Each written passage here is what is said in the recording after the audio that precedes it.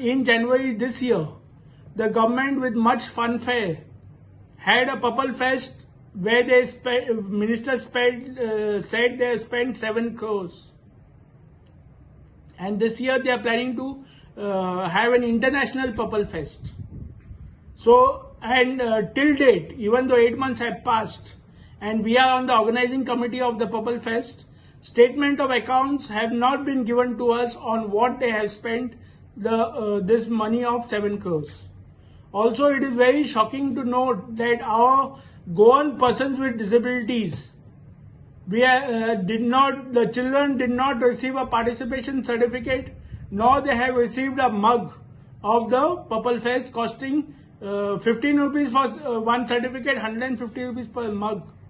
So even this, if you could not give the children who have participated as a memento, as a token, as a souvenir of participating in the Purple Fest, then on what have you spent the 7 crores? So we are demanding a detailed expenditure report from the government on what they have spent the 7 crores. Avelino, we have mentioned about 7 crore now. Do you feel that this 7 crore has been not spent by government or just announcement has been done? It is possible. It is possible.